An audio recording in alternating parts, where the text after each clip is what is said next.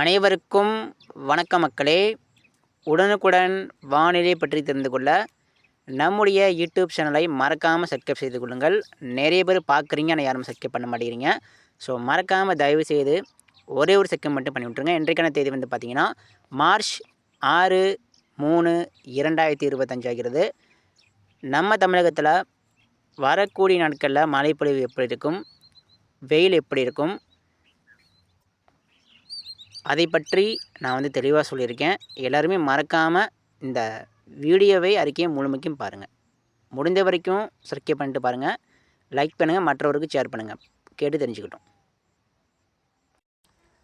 இன்று மதியம் வெப்பநிலை பதிவுகள் பார்த்திங்கன்னா சரியான வெயிலுங்க. அதாவது வட மாவட்டம், டெல்டா மாவட்டம், தென் மாவட்டம், குறிப்பாக மத்திய உள் மாவட்டங்கள் முழுவதுமே அதிகமான வெயில் தற்பொழுது பதிவாகி வருகிறது. ஸோ இது வந்து வரலாற்றில் முதல் முறைன்னு கூட சொல்லலாம். அதாவது வரலாற்றில் முதல் முறை அப்படின்னா, எப்போதுமே பிப்ரவரி மாதத்தில் அதிகமான வெப்பம் பதிவாகாது. ஆனால் இந்த முறை பார்த்திங்கன்னா 2025 120 ஆண்டுகள் இல்லாத அளவிற்கு பார்த்திங்கன்னா மிக மிக கடுமையான வெப்பம் பிப்ரவரி மாதம் இந்த வருஷம் பதிவாகி இருக்கிறது. இந்த பிப்ரவரி மாதமே எப்படின்னு கேட்டிங்கன்னா, இன்னும் மார்ச் மாதம் தொடங்கியிருக்கு. அடுத்து ஏப்ரல், மே மாதம். இதில் குறிப்பாக ஏப்ரல் மாதம், மே மாதம் தான் அதிகமான வெயில் வந்து காணப்படும். ஆனால் இப்போ வந்து முன்கூட்டியே பிப்ரவரி மாதமே, மார்ச் மாதமே அதிகமான வெயில் வந்து தற்பொழுது பதிவாகி வருகிறது. ஸோ இதை நான் என்ன சொல்கிறேன்னா, வரக்கூடிய நாட்களில் பார்த்திங்கன்னா வெப்பம் அப்படிங்கிறது மென்மேலும் மென்மேலும் அதிகரிக்கும். இது வந்து இந்த 2 வாரங்களுக்கு, அதாவது அடுத்தடுத்து வரும் நாட்களில் பார்த்திங்கன்னா மழை வந்து பெருசாக இருக்காதுங்க. அதாவது எனக்கு தெரிஞ்சு இந்த மார்ச் முதல் வாரம், மார்ச் 2வது வாரம் வரைக்கும் ஒரு 10-15 தேதி வரைக்கும் மழை வந்து பெருசாக பெய்ய வாய்ப்பு குறைவு தான். ஏன்னு கேட்டிங்கன்னா இடையூறு, அதாவது உயரழுத்தம் இடையூறு தற்பொழுது நம்ம பக்கத்திலே இருக்குது. இப்போ வந்து எப்போதுமே வடக்கு அந்தமான், வடக்கு பகுதி, ஒடிசா, மேற்கு வங்கம், வட இந்தியாவில் தான் இருக்கும் உயரழுத்தங்கள். இப்போ வந்து நம்ம தமிழகம் ஒட்டி வங்கக்கடலில் இருக்குது. ஸோ இதனால் நம்ம பக்கத்தில் இருக்கிறதுனால இப்போ வந்து எவ்வளோ தொலைவுன்னு கேட்டிங்கன்னா, கிட்டத்தட்ட ஒரு அந்த உயரழுத்த மையம் அப்படிங்கிறது நம்ம தமிழகத்திலேருந்து ஒரு 1000 இல்லை 1000 கிலோமீட்டர் கூட இருக்காதுங்க. ஒரு 700 கிலோமீட்டர் தான் ஒரு தொலைவு. ஸோ இப்படி இருக்கும்பொழுது இந்த 700 கிலோமீட்டர் தான் இருக்குது, பக்கத்தில் தான் இருக்குது.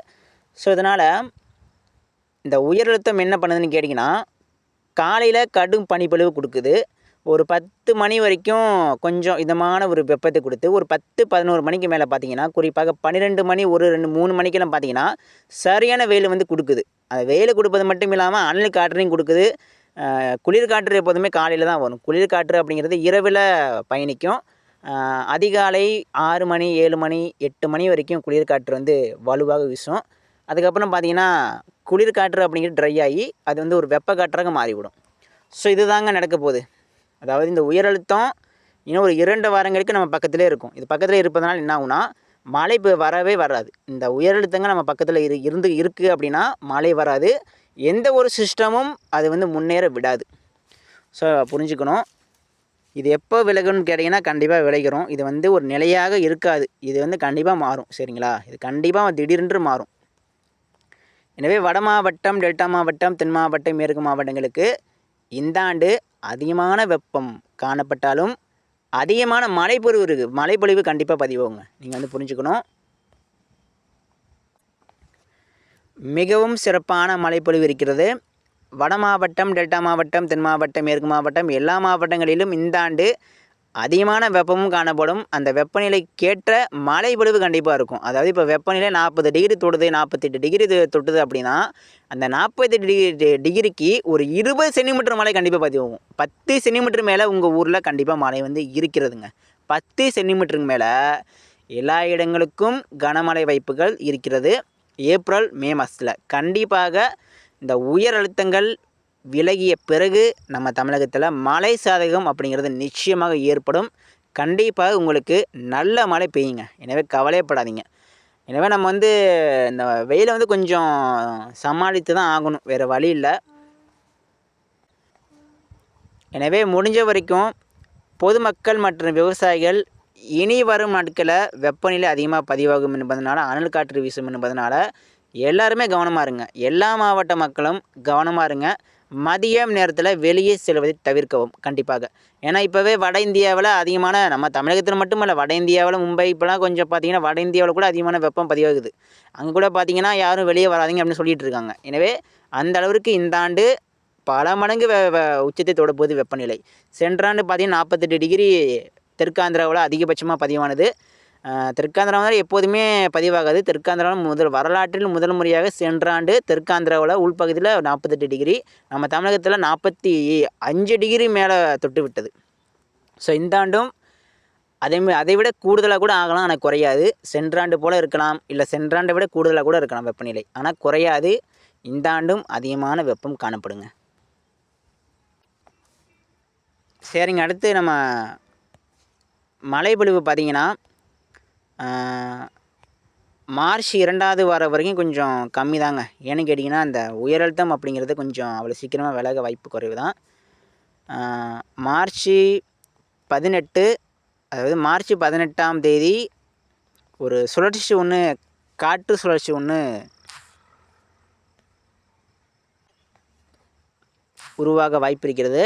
அந்த சுழற்சி உருவாகும் பொழுது இந்த உயரழுத்தம் கண்டிப்பாக இருக்கும். அதுவும் நம்ம கண்காணிக்கப்படணும்.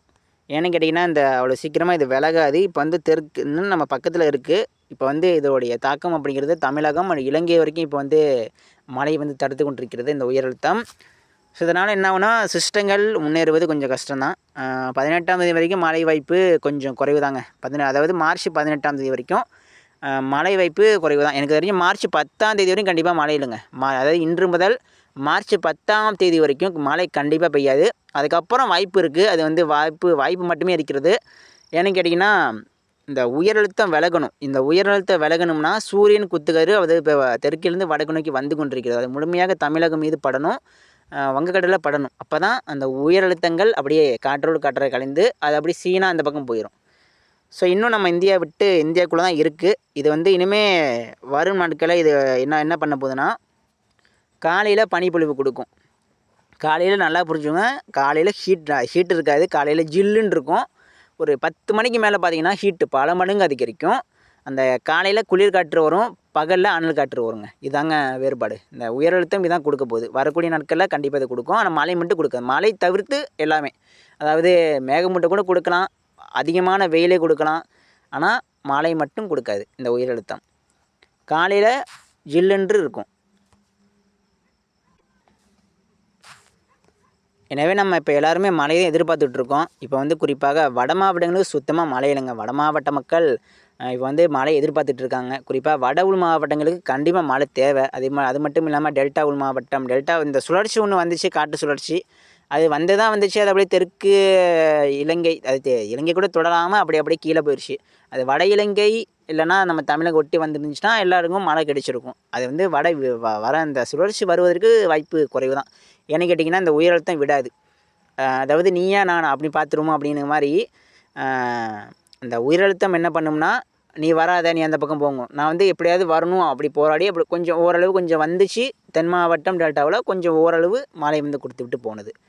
குறிப்பாக பட்டுக்கோட்டையில் நல்ல மழை. பட்டுக்கோட்டை, தஞ்சாவூரில் பார்த்திங்கன்னா சற்று பரவலாக மழை பெய்திருக்கிறது. அதே போல் திருநெல்வேலி, தென் மாவட்டம் மேற்கு தொடர்ச்சி மலை பகுதியில் மழை பெய்திருக்கிறது. இன்னும் இப்போ ஏகப்பட்ட இடங்களில் மழை இல்லை. குறிப்பாக வட மாவட்டம் சுத்தமாக மழை இல்லை. பெங்களூர், மைசூர், சேலம், கர்நாடகா எல்லையோர் மாவட்டம் இங்கெல்லாம் மழை இல்லை. ஸோ இங்கெல்லாம் எப்போ மழை பெய்யணும்னு கேட்டிங்கன்னா, கண்டிப்பாக இந்த உயரழுத்தம் விலகிய பிறகு மார்ச் இறுதி இல்லைன்னா ஏப்ரல், மே மாதங்களில் கண்டிப்பாக நல்ல மழை பொழிவு பெய்யுங்க. குறிப்பாக சென்னைக்கெல்லாம் இந்த வருஷம் நல்ல மழை இருக்குது. சென்னைக்கெல்லாம் அதிகமான வெப்பம் காணப்பட்டாலும் கண்டிப்பாக நல்ல மழை எதிர்பார்க்கப்படுகிறது.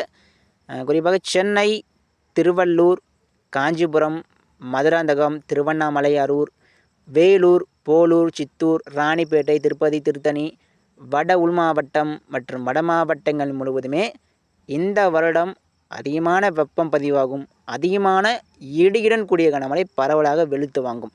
இந்த ஆண்டு வட மாவட்டங்களுக்கு வெப்பமும் அதிகம், மழையும் அதிகங்க. அதே போல் டெல்டா மாவட்டம், குறிப்பாக திருவாரூர், தஞ்சாவூர், புதுக்கோட்டை, திருச்சி, அரியலூர், பெரம்பலூர் மற்றும் புதுக்கோட்டை மாவட்டம் தெற்கு பகுதி, பட்டுக்கோட்டை, நாகப்பட்டினம், வேதாரண்யம், அதிராமப்பட்டினம், டெல்டா மாவட்டம் முழுவதுமே இந்த ஆண்டு அதிகமான வெயிலும் அதிகமான மழைப்பொழிவும் பதிவாகும். கடலோர மாவட்டங்கள் குறிப்பாக சென்னை, திருவள்ளூர், புதுச்சேரி, கடலூர், நாகப்பட்டினம், வேதாரண்யம் அனைத்து கடலோர மாவட்டங்களிலும் அதிகமான மழை வந்து பதிவாகும். உள் மாவட்டங்கள் குறிப்பாக சேலம், கிருஷ்ணகிரி, தருமபுரி, மேட்டூர், கரூர் மாவட்டம், திருப்பூர் மாவட்டம், ஈரோடு மாவட்டம், கோயம்புத்தூர் மாவட்டம், இந்த மேற்கு உள் மாவட்டம், மத்திய உள் மாவட்டங்கள் முழுவதுமே அதிகமான மழை பொழிவு கண்டிப்பாக இருக்குது. ஐஸ் கட்டி மழை கண்டிப்பாக பதிவாகும் மேற்கு மாவட்டங்களுக்கு. அதேபோல் தென் மாவட்டங்கள் முழுவதுமே மிகவும் சிறப்பான மழை பொழிவு காத்திருக்கிறது. தென் மாவட்டமாக இருக்கக்கூடிய திண்டுக்கல், மணப்பாறை, தேனி, ராமநாதபுரம், தூத்துக்குடி, கோவில்பட்டி, ராமேஸ்வரம் மற்றும் தென் கடலோர மாவட்டம், காயல்பட்டினம் மற்றும் நாகர்கோவில், நெல்லை, தென் மாவட்டம், மேற்கு தொடர்ச்சி மலை பகுதிகள் மற்றும் நீலகிரி முதல் கன்னியாகுமரி வரைக்கும் அனைத்து தமிழக மேற்கு தொடர்ச்சி மலை மாவட்டங்கள் எல்லா இடங்களுக்கும் எல்லா மாவட்டங்களுக்கும் அதிகமான மழை இருக்குங்க. கவலைப்படாதீங்க. இந்த வருஷம் வெயிலும் அதிகமாக இருக்கும், மழையும் அதிகமாக இருக்கும். அது எந்த ஒரு மாற்று இருந்தும் கிடையாது. தொடர்ந்து இணைந்திருக்கவும் நம்ம சேனலை ஃபாலோ பண்ணுங்கள், சப்ஸ்கிரைப் பண்ணுங்கள், மறக்காமல் சப்ஸ்கிரைப் பண்ணி விட்டுருங்க. நன்றி.